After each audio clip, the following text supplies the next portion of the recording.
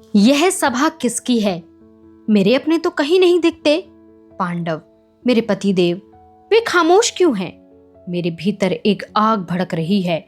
लज्जा और आक्रोश से मेरी आंखें भीगती जा रही हैं। क्या स्त्री का सारा स्वाभिमान एक दांव पर लगा दिया गया? क्या मैं सिर्फ संपत्ति हूं? क्या मेरे पास अपना कुछ भी नहीं? हाय कृष्ण, क्या यही वह समाज है जिसमें धर्म राज्य की चर्चा होती है, लेकिन किसी की अस्मिता लुटती दिखाई देने पर भी सब मौन हो जाते हैं? मेरे हाथ व्याकुलता में जुड़ते हैं। हे माधव, मेरे सम्मान का केवल तू ही रक्षक है। मुझे विश्वास है, अन्याय चाहे जितना बड़ा हो, गरिमा की ताकत और विश्वास हार नहीं मान सकते। मैं निर्बल हूं, परंतु मेरा आत्मबल अविनाशी है। सुनो पूरे सभागृह, इतिहास तुम्हारे मौन और मेरे प्रतिशोध दोनों का गवाह रहेगा। मैं हूं आपकी दोस्त वर्षा। आशा करती हूं आप सभी बहुत अच्छे से होंगे। एक बार फिर से आप सभी का स्वागत करती हूं आपके और हमारे चैनल स्पिरिट ऑफ इम्बाइब के मंच पर। अगर आप मुझे पहली बार सुन रहे हैं तो हमारे चैनल को सब्सक्राइब करना, हमारी वीडियोस को लाइक करना, शेयर करना बिल्कुल भी ना भूलें। हम पढ़ रहे हैं शिवाजी सावंत का लिखा हुआ उपन्यास मृत्युंजय। तो चलिए चलते हैं बिना किसी देरी के इस उपन्यास के अगले भाग की ओर।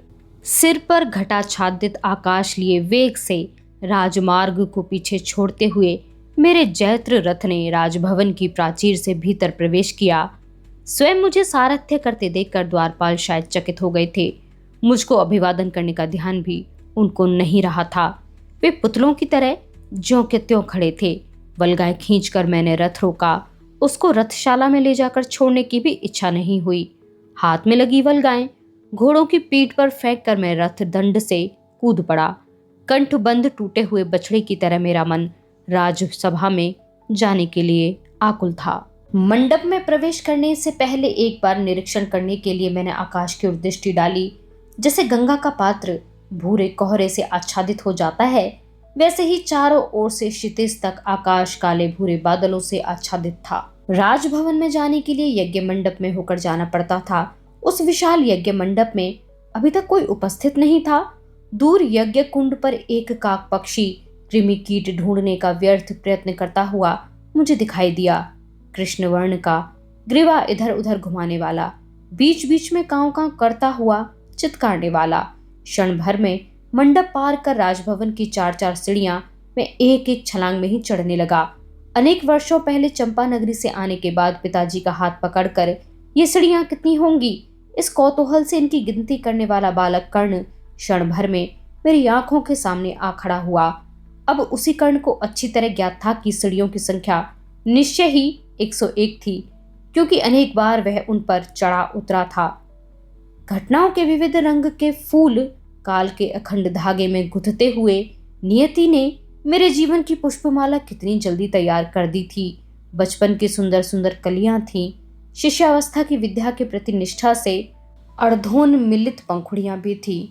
तरुणावस्था के शस्त्र, व्यायाम, सूर्याराधना आदि के चमकते हुए कला बत्तू उस माला में थे। और मेरे अपमानित, संभ्रमित, उपेक्षित जीवन के हरे सूखे पत्ते भी थे, कलाहीन और विद्रूप। मेरा मन शरीरस्थ रक्त की गति से भी तीव्र गति से दौड़ने लगा। उसको एक ही धुन लगी हुई थी, राजसभा, राजसभा। सभा के भव्य प्रवेश द्वार के पास आया। भीतर चल रहे द्युत के पासों का निर्णय देखने के लिए पागल बने प्रेक्षक गणों से वह ढका हुआ था। प्राणों को आंखों में समाकर सब लोगों ने अपनी आंखें मामा के हाथों में लिए हुए पासों पर लगा रखी थी। सेवक सेविकाओं के उस समुदाय में ही एक साधारण व्यक्ति की तरह दुशासन को खड़ा देखकर मुझको बड़ा आश्चर्य हुआ। वह मेरी ओर पीठ किए खड़ा था। वह सभागृह में न बैठकर प्रवेश द्वार पर ही क्यों था? आज सभी बातें उल्टी हो रही थी। प्रवेश द्वार के पास जाकर पीछे से उसके कंधे पर हाथ रखकर मैंने कहा, दुशासन, तुम आज यहाँ कैसे खड़े हो? घुड़दौड़ के चपल घोड़ी की तरह वह तत्क्षण मुड़ा। कौन? कर्ण? ठहरो, केवल एक क्षण भर ही। तुम अभी यहीं रुको।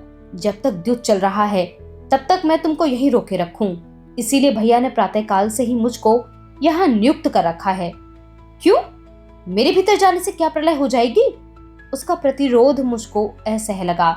गुरुओं के राजभवन में मेरा इतना स्पष्ट विरोध आज तक कभी किसी ने नहीं किया। यह सब मैं नहीं जानता। परंतु आज मैं तुमको सभागृह में नहीं जाने दूंगा अंगराज। मामा अब अंतिम पासा फेंक रहे हैं, अंतिम, निर्णायक, केवल एक ही पासा। मुझको रोकने के लिए प्रवेश द्वार घेरने के विचार से उसने दोनों हाथ फैला दिए। पूरा द्वार उसने घेर लिया। मैं अंगराज हूं, यह बात दुशासन आज क्यों भूल गया? इस पासे के दांव पर क्या क्या लगाया गया है दुशासन?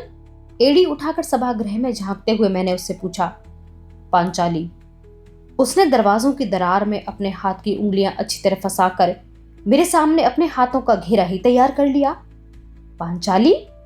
एक अहंकारी शतरानी जिसके चरणों में कर्ण ने अपने जीवन का राजवस्त्र विनम्र भाव से अर्पण किया था, लेकिन जिसने एक तुच्छ पावड़ा समझकर उन्नत भाव से पैरों से रौंद डाला था। तीव्र गति से दौड़ते रथ में जाते समय आसपास के वृक्ष, लताएं, पर्वत आदि के चित्र अस्पष्ट होते हुए जैसे झटपट पीछे छूट जाते हैं, वैसे ही अनेक घटनाओं के असंख्य चित्र मेरी आंखों के आगे प्रकट होकर क्षण भर में अस्पष्ट होने लगे। दुशासन, दूर हटो! उसके हाथ उठाकर एक ही झटके में मैंने हटा दिए।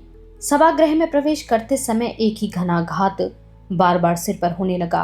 द्युत, द्युत, द्युत उचित हो या अनुचित हो, परंतु मेरे ठुकराए गए संतप्त मन को यदि उसी से शांति मिलनी हो तो फिर मैं उसे अनुचित क्यों कहूं? और फिर मेरे साथ व्यवहार करने में संसार ने ही उचित अनुचित की निष्पक्ष कसौटी कहाँ रखी थी? इसीलिए मेरी इच्छा हुई कि प्रवेश द्वार से मैं ही चिल्लाकर कह दूं, मामा, यह दाव आज आपको जीतना ही चाहिए। जन समुदाय को छिन्न भिन्न करता हुआ मैं जल्दी आसन की ओर आगे बढ़ा। ठहरो ठहरो कहता हुआ दुशासन भी हाथ उठाए मेरे पीछे पीछे आने लगा।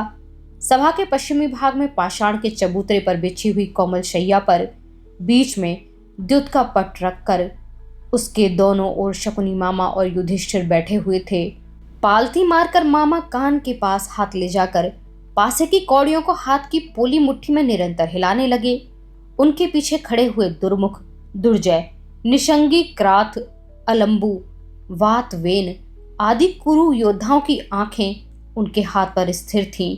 उनकी दाईं ओर बैठा हुआ दुर्योधन एकटक भीम की ओर देख रहा था।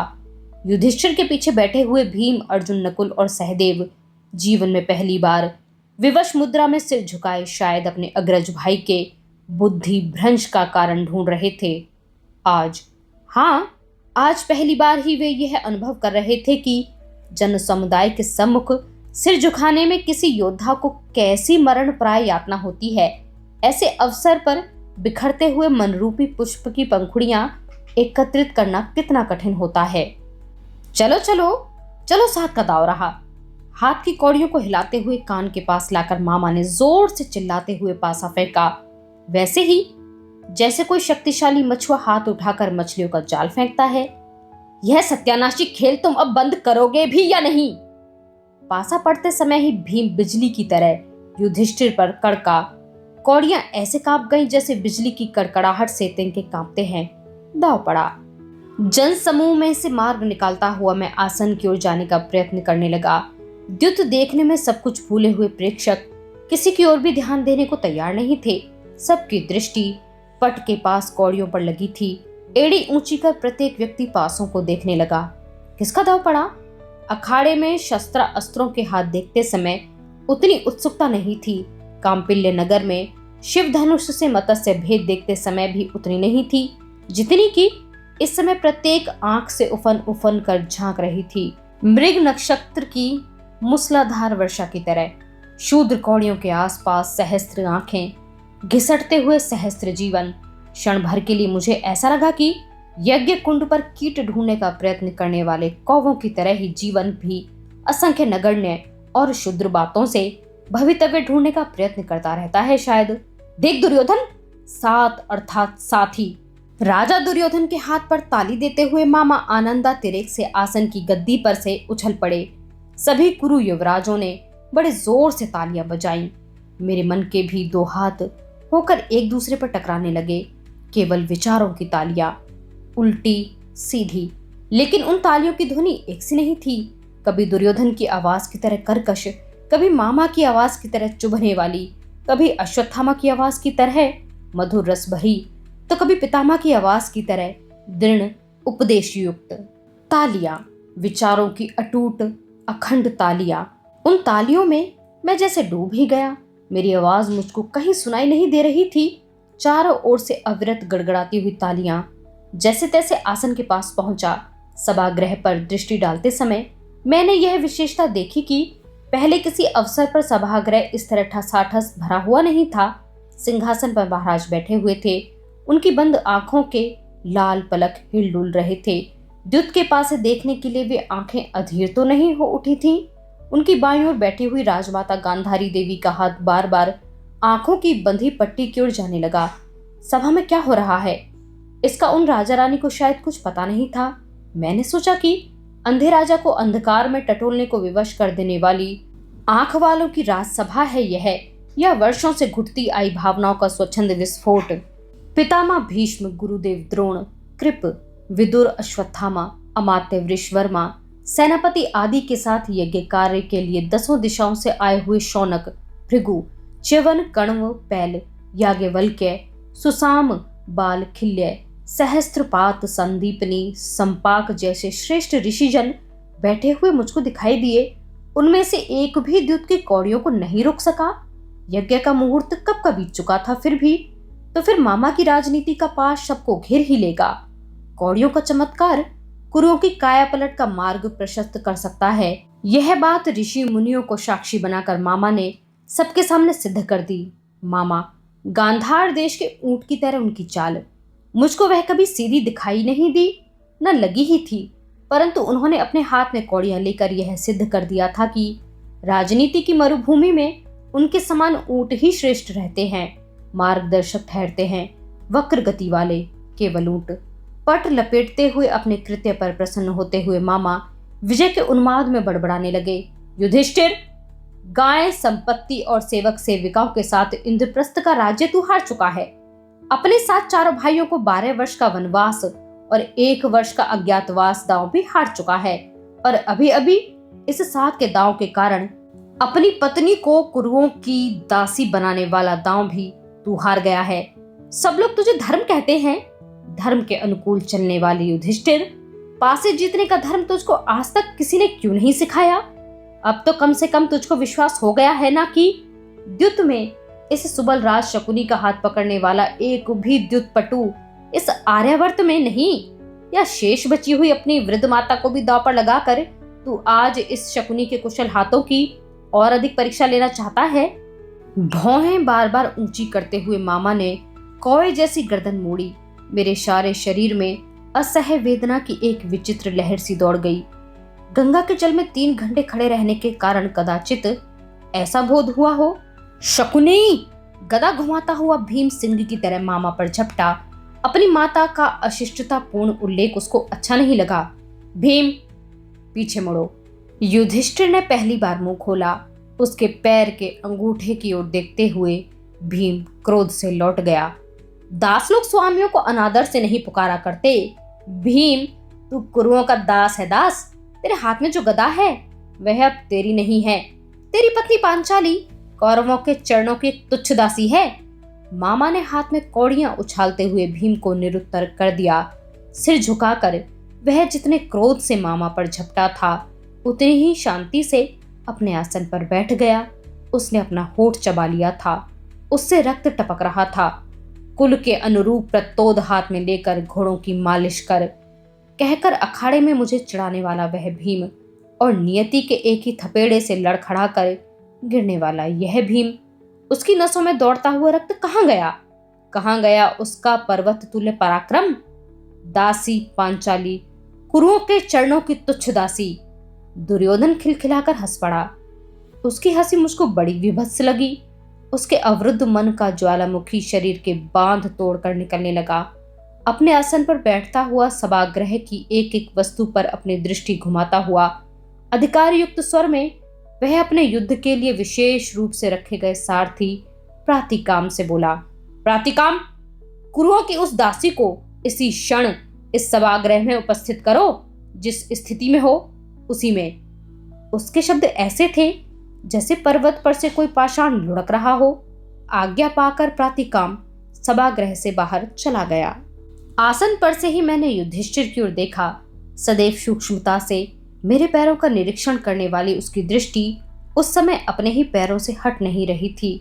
सदैव किसी न किसी को चीरने की ही दर्पयुक्त घोषणा करने वाले भीम की उच्छृंखल जीभ उसी के दांतों के नीचे रगड़ खाने लगी। अर्जुन, अपने आप को अजय समझने वाला वह धनुर्धर हो सकता है कि अजय हो, परंतु मन की विशालता, दूसरे के कौशल की गुण ग्राहकता और संभावना, मन के इन अत्युच्च भावों का साक्षात्कार उसने कभी कर्ण को कराया था क्या? कम से कम किसी भी उल्लेखनीय अवसर पर अपनी प्रशंसा करवा कर कीर्ति का वलय अपने चारों ओर लपेटते हुए उसने कभी भूले भटके यह भी ध्यान रखा था क्या कि उसकी ही तरह केवल धनुर्विद्या से प्रेम करने वाला कोई और भी इस हस्तिनापुर में है, बल्कि उससे कुछ श्रेष्ठ सिद्ध होने वाला निषाद पुत्र एकलव्य का अंगूठा जब गुरु द्रोण ने गुरु दक्षिणा की मोहक संज्ञा देकर मांगा था, तब गुरु द्रोण का विरोध करने की अपेक्षा उसने क्या उनका समर्थन नहीं किया था? फिर क्यों हस्तिनापुर में इस अर्जुन का आडंबर कर रखा है? केवल एक ही योग्यता के लिए, वह श्रेष्ठ कुरुकुल का युवराज है, क्षत्रिय है, इसीलिए ना। आज कहाँ गया था उसका सारा क्षत्रियत्व? यदि मेरे स्थान पर वह होता तो असह विचारों और अवहेलना से उत्पन्न होने वाली कर्तव्य विमूढ़ता की भयंकर मानसिक स्थिति को वह कितने समय तक सहन कर सकता? शरीर में कौशल, गुणवत्ता और लगन होने पर भी उपेक्षित जीवन के कष्टप्रद केंद्र बिंदु के चारों ओर मेरी तरह वह कितने समय तक टिक सकता था? मेरे जीवन के सारे अनुभव कितने असह्य हैं, यह बात उन पांचों आत्म केंद्रित गौरवोन्नत युवराजों को सिखाने के लिए ही नियति ने आज ऐसी घटनाओं का यह एक अद्भुत द्युत आयोजित किया था। अब तो वे समझ ही गए होंगे कि अपमान मन के राजवस्त्र को निरंतर कुतरने वाला काला चूहा होता है। उपेक्षा गुणवान व्यक्ति के मन के शांत सरोवर को विक्षुब्ध करने वाली आंधी होती है। अवहेलना का अर्थ होता है वीर की सारी देह पर पड़ने वाला तप्त लोह रस। तिरस्कार के शब्द अर्थात कानों की बांबी में घुसने वाले विषैले भुजंग। जीवन का यह ऐसा है रूप जो कर्ण ने जीवन भर सहन किया था, आज स्वयं पांडवों को भी मिला था। और वह द्रौपदी एक दासी, सुगंधित दासी है। दासी का अर्थ है सूत कन्या से भी अधिक शूद्र। मेरे मन की दुदुम्बी पर विचारों की डंडियां स्वच्छंद टकराने लगी। दासी, हाथ में वरमाला लिए हुए दासी, अंधे पतियों की दूरदर्शी दासी, दासों की पत्नी दासी।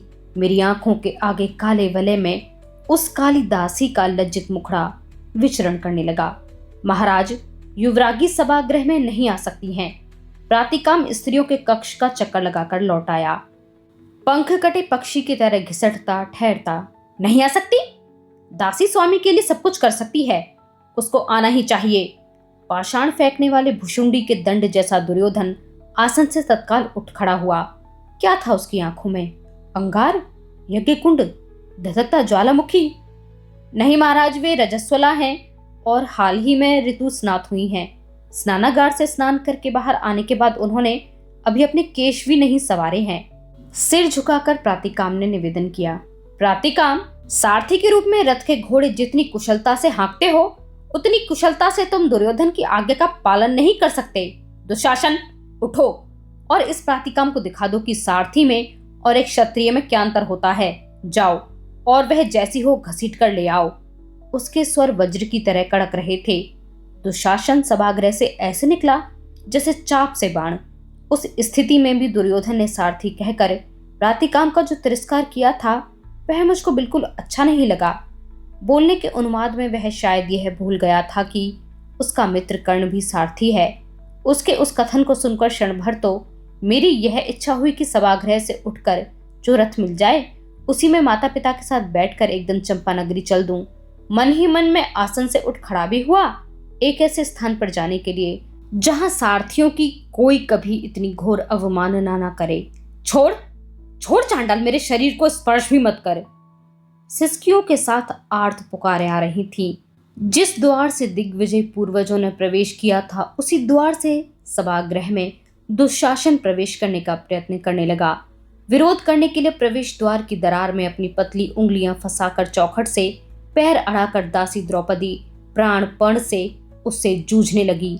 घास के ढेर से एक पुली जैसे खींची जाए वैसे ही उसको द्वार से खींच लाने के लिए दुशासन छीना झपटी करने लगा, परंतु गोह की तरह दरार में फंसी हुई द्रौपदी की उंगलियां भी टस से मस न हुई। दुशासन ने सहसा उसकी कमर में अपनी सशक्त भुजाओं का घेरा डाल दिया। मेरे सारे शरीर में घृणा की एक विचित्र सिहरन सी दौड़ गई। उस सिहरन में सूतपुत्र कर्ण, धनुधर कर्ण, अंगराज कर्ण, मानी कर्ण सब कुछ क्षण भर में विलीन हो गया। शेष रह गया केवल गंगा में खड़ा होकर अर्घ्यदान करने वाला कर्ण। दुशासन, जिन भुजाओं में तूने पांचाली की पवित्र देह आज इस कुरु सभा में बड़े बड़े ऋषि जनों के सम्मुख इस तरह लपेट रखी है, उन्हीं भुजाओं को जड़ से उखाड़कर आकाश में फेंक दूंगा। और जिस छाती को उन्मत्त भाव से फुलाकर तू मेरी पत्नी को एक वस्त्रा और रजस्वला स्थिति में भी यहाँ खींच लाया है, तेरी वह छाती फोड़कर उसका उष्ण रक्त मैं सोमरस की तरह इन सबके सामने ही गटागट पीऊंगा। हाथ की गदा को पैरों तले पाषाण पर पटककर भीम ने दुशासन के वध की घोर प्रतिज्ञा की। ऐसी ही बात मेरी देह के भीतर कोई गरज गरज कर कह रहा था। कौन था वह?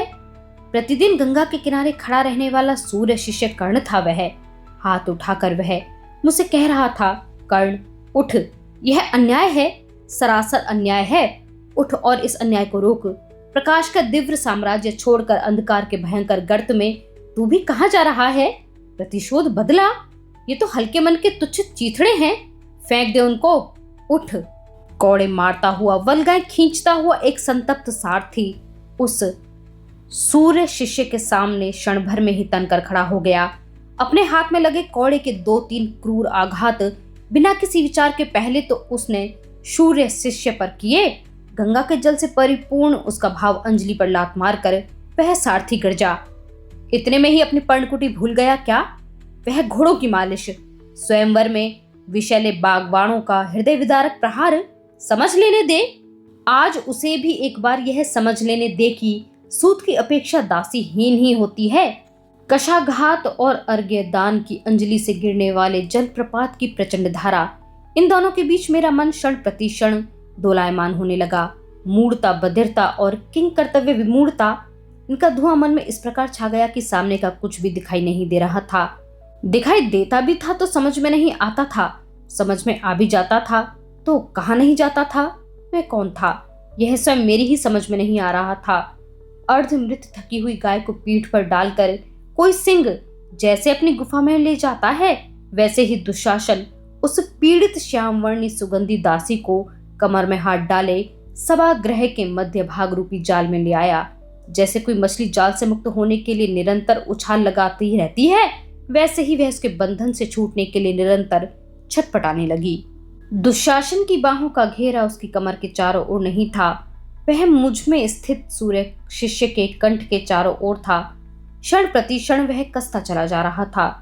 पात्र में खड़े होकर अर्घ्य के लिए अंजलि में लिया हुआ जल उस घेरे के कारण उस शिष्य के हाथ से हिलता डुलता भवितव्य के पात्र में गिर पड़ने लगा।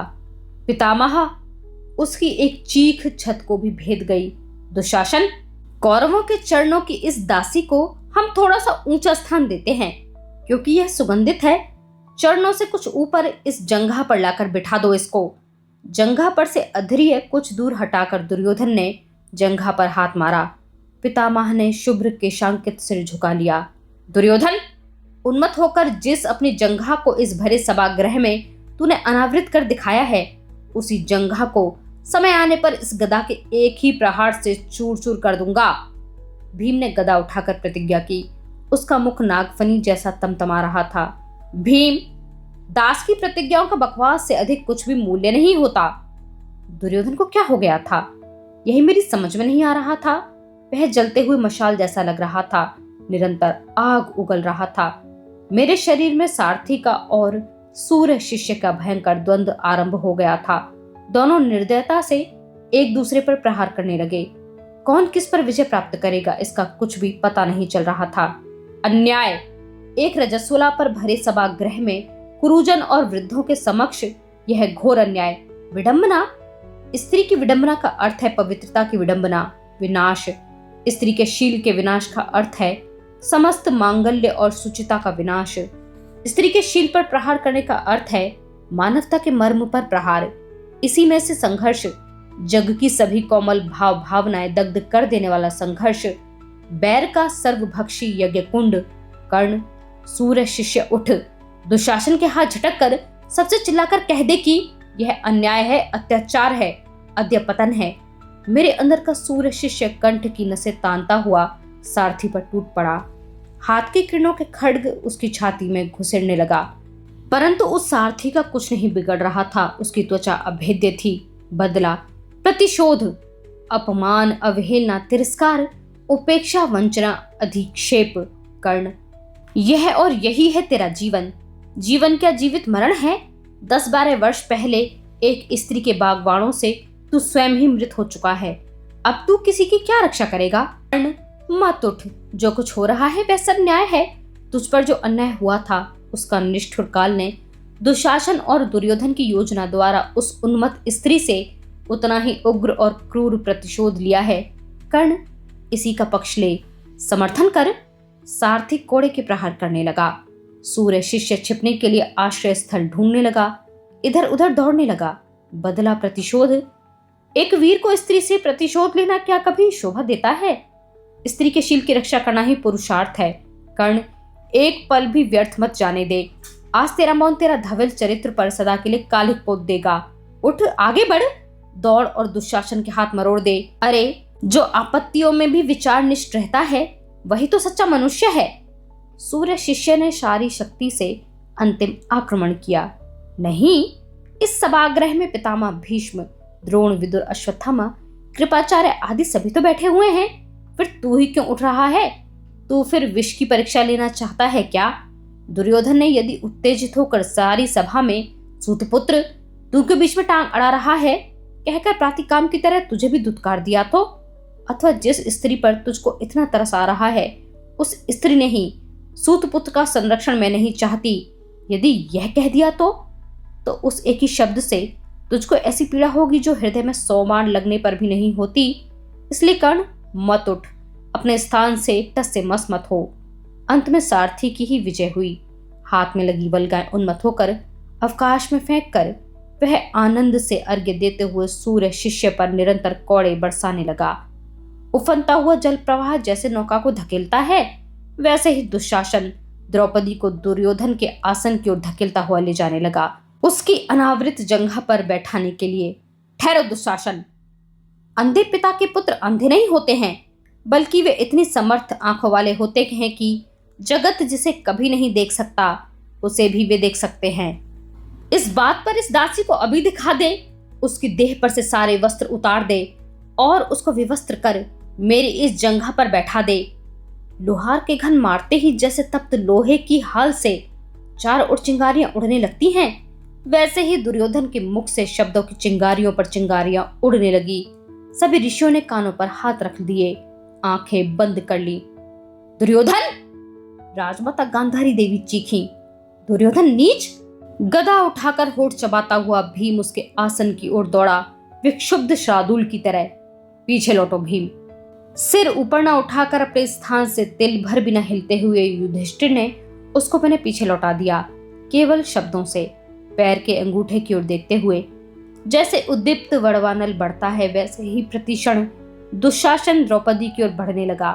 द्रौपदी के दाएं हाथ की कलाई उसने बाएं हाथ से ऐसे कसकर पकड़ ली जैसे खड़ की मूठ पकड़ी जाती है। हाथ छुड़ाने के लिए पैर पटक कर जोर से चीखती हुई वह छटपटाने लगी। कितनी असहाय, कितनी विवश! छूटने के प्रयत्न में केवल एक पुष्पमाला से ही एकत्र बंधे हुए उसके घने घुंघराले भृंगवर्णी केश माला टूट जाने से मुक्त होकर बिखर गए। उनको देखते ही मेरे आंखों के आगे घनीभूत अंधकार के अनगिनत वलय खड़े हो गए। मैं कहाँ हूँ? सामने क्या हो रहा है? अपमान, अत्याचार, अन्याय? क्या यह कुरुओं की राजसभा है या कामुकों, मदोन्मत्त एवं बुद्धिहीनों की अंतःपुरी है? क्यों आया मैं इस हस्तिनापुर में? एक सारथी के रूप में चंपा नगरी में ही पलता रहता तो क्या बिगड़ जाता? कहाँ जा रहा हूँ मैं? अंधकार की अध्यपतन की भीषण खाई की ओर। किसने मुझको राजा बनाया? दुर्योधन ने? हस्तिनापुर के लोगों ने? या अज्ञात नियति ने? कर्ण, फेंक दे वह मुकुट और चलता बन हस्तिनापुर से चंपा नगरी की ओर। कोई गला फाड़ फाड़ कर मेरे भीतर चिल्ला रहा था, परंतु मैं मुकुट फेंक नहीं सका। कितनी ही तीव्र इच्छा क्यों न हो, लेकिन जीवन को कोई कभी पीछे नहीं लौटा सकता, उससे पलायन भी नहीं किया जा सकता। वह तो जैसा दिखाई दे वैसा देखना पड़ता है। जैसा होता है वैसा ही जीना पड़ता है। आज का भाग यहीं पर समाप्त होता है। बने रहिए हमारे साथ, हमें सुनते रहने के लिए आप सभी का बहुत शुक्रिया।